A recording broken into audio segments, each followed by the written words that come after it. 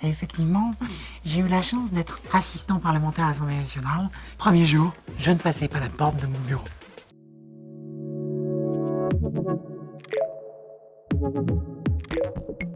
Pierre Coyot, 28 ans, président de Handicap République et Société, ancien assistant parlementaire et spécialiste des questions d'accessibilité numérique. J'ai fait un DUT en informatique, puis une licence d'informatique appliquée à la gestion des entreprises, à la suite d'un baccalauréat scientifique, où je suis passé par les Réa Toulouse-Lautrec de Vaucresson, dans les Hauts-de-Seine, qui est un établissement accueillant 2 tiers d'élèves en situation de handicap, 1 tiers d'élèves valides. Donc effectivement, quand j'ai rejoint l'Assemblée nationale, la première porte de mon bureau n'était pas accessible.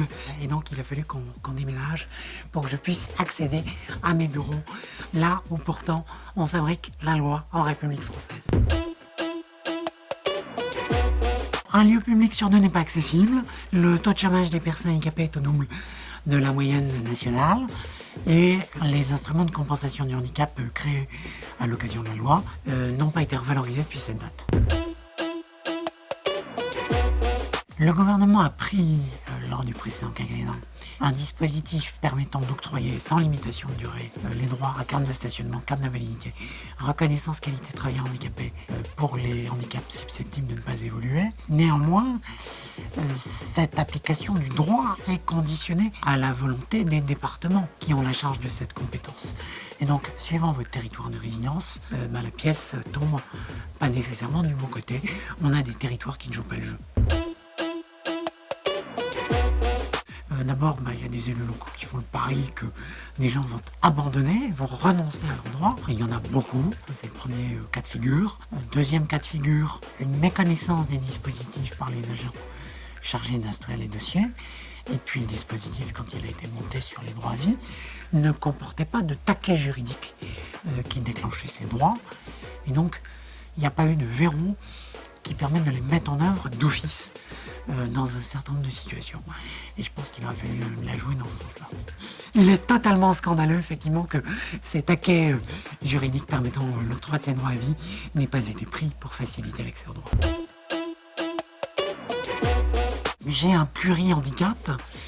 Je suis grand prématuré suite à un accouchement dû à un cambriolage la veille de ma naissance, avec une paralysie cérébrale qui m'a rendu complètement paraplégique.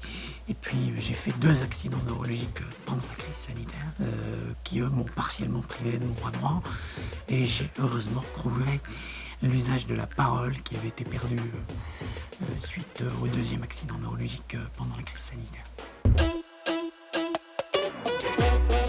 Donc 18 ans après la loi de 2005 sur l'accessibilité en France, nous sommes très en retard.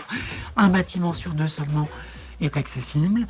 Les sites internet de l'État et les applications de l'État ne le sont pas. Il faudrait qu'on ait un objectif ambitieux d'accessibilité d'ici à 2025. Et concernant les transports, seuls 3% des métros sont accessibles. Quant au RER, on est très loin du compte, puisque la France a fait le choix d'une accessibilité palliative plutôt qu'une accessibilité prévue dès la conception de nos infrastructures, ou du moins dès leur rénovation. J'ai 2 conseils pour la jeunesse. Le premier, c'est si vous ne passez pas par la porte, repassez par la fenêtre. Et surtout, comme disait Antoine de Saint-Exupéry, pour ce qui est de l'avenir, il ne s'agit pas de le prévoir, mais de le rendre possible. Battez-vous pour accomplir vos rêves, battez-vous pour aller le plus loin possible, et ne vous limitez pas aux assignations à résidence auxquelles on vous enjoint.